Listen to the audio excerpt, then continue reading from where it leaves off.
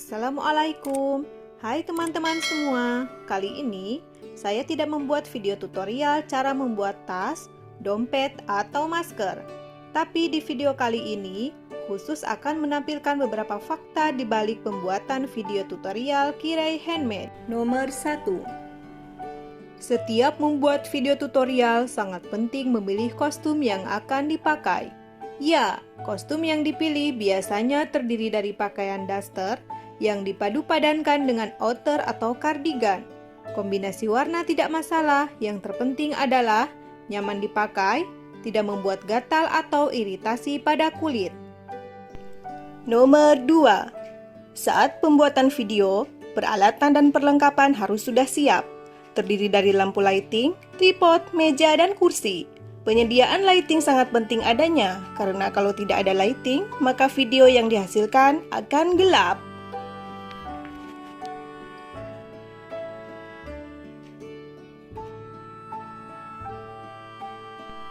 Pengadaan tripod seperti ini sangat penting untuk video tutorial.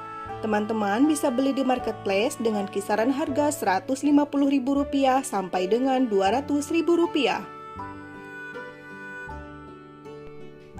Pengadaan lighting juga lebih penting supaya video terlihat jelas, dan lighting ini bisa dibeli dengan kisaran harga Rp200.000 dan belum termasuk lampu. Untuk lighting, tidak disarankan menggunakan lampu patroma atau lampu sentir. Ini adalah penampakan video dengan menggunakan tambahan lighting. Video jadi terlihat jernih, cerah, dan bersinar terang. Sedangkan ini adalah tampilan video tanpa tambahan lighting, sehingga video terlihat gelap dan ada penampakan bayangan.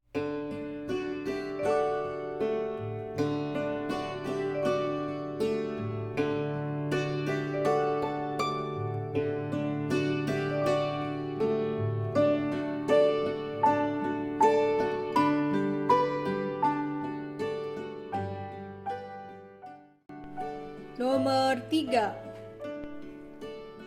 Yang disiapkan berikutnya adalah berupa mesin jahit. Mesin jahit ini harus dipersiapkan mulai dari pemasangan benang, jarum yang sudah dipastikan tidak bengkok, dan yang terpenting tidak ada kerusakan pada mesin. Nomor 4. Setelah proses pengambilan video, hal yang dilakukan selanjutnya adalah proses editing. Saya menggunakan komputer lama dan aplikasi Filmora untuk proses editing. Proses ini sangat memakan waktu lama yang mengakibatkan mata merah, punggung encok, pegal linu, dan kesemutan.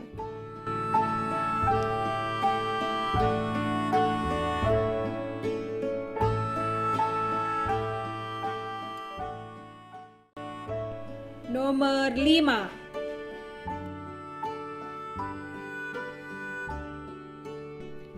Ini adalah proses jahit pada bagian resleting yang biasa diperuntukkan untuk tas atau pouch.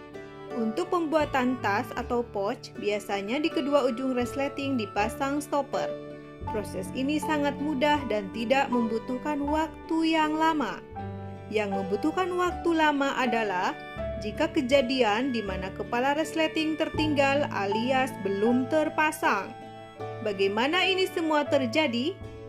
Ya, ini semua terjadi karena kurangnya konsentrasi yang diakibatkan oleh stres berat, ngantuk, dan kelelahan.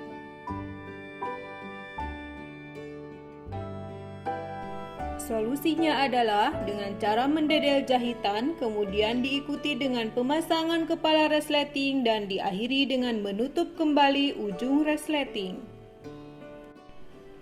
Semoga tragedi lupa memasang kepala resleting ini tidak terulang kembali.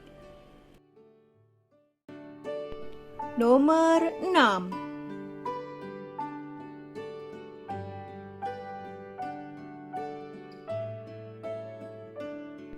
Ini adalah proses jahit pada masker kain.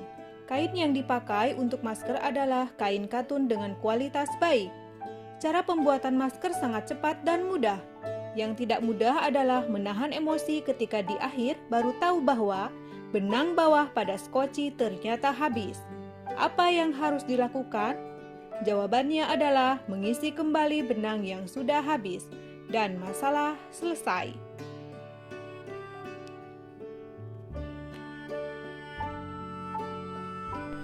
Nomor 7. Saat pengambilan video, sering terjadi hal-hal yang tidak kita inginkan. Tidak ada hujan ataupun angin, tiba-tiba kepala nongol begitu saja. Dan hal ini dipastikan akan sering terjadi. Nomor 8.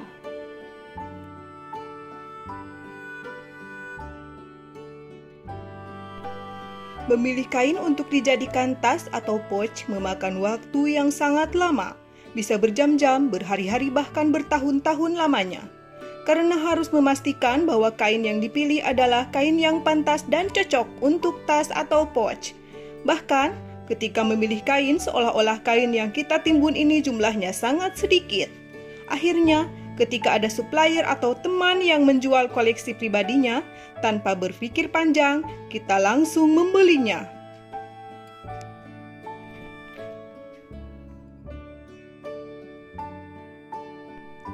Dan di penghujung, saya berharap semoga video ini bermanfaat untuk orang banyak. Sampai jumpa di video berikutnya.